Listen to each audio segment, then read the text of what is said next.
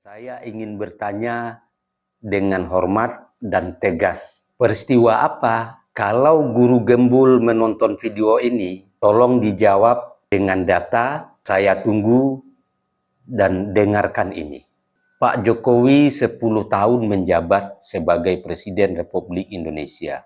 Pak Jokowi bekerja di bawah konstitusi, diawasi DPR, KPK, BPK, wartawan, dan publik. Dan tidak ada satu putusan hukum yang menyatakan beliau korup. Dan juga tidak ada menyalahgunakan kekuasaannya atau menyimpan dosa politik yang harus diamankan. Maka ketika ada tuduhan tanpa data dan tanpa bukti, itu bukanlah analitis. Itu adalah prasangka yang dibungkus dengan narasi. Dan sekarang kita masuk ke tuduhan kedua. Dan ini lebih serius. Menitipkan anak. Dan di titik ini, saya tidak ingin berdebat panjang. Saya ingin memperlihatkan fakta. Mari sama-sama kita tonton video berikut ini. Ini kan udah unggul ya Bang ya. Saya ingin Abang jujur lah. Bener nggak Pak Prabowo tuh 8 kali minta ke Pak Jokowi, minta izin ke Pak Jokowi untuk mengizinkan Mas Gibran? Nggak bener. Nggak bener Yang ya? bener 5 kali. Oh 5 kali.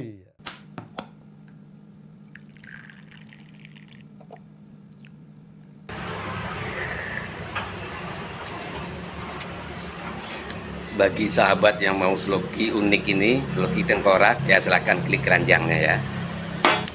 Sahabat bagi perokok tahu persis rasanya ketika dia mau menyalakan rokok di pinggir pantai atau di tanah lapang. Itu pasti banyak angin dan untuk merokok menyalakan koreknya pasti kesulitan. Pasti padam oleh tiupan angin.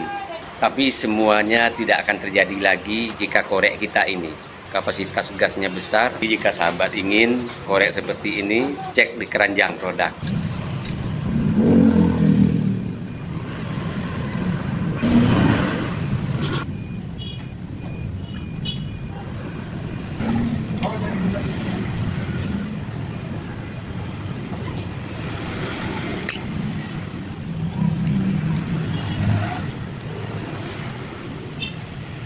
Yang berkendaraan punya mobil, power bank jumper aki ini penting ada di kendaraan kita.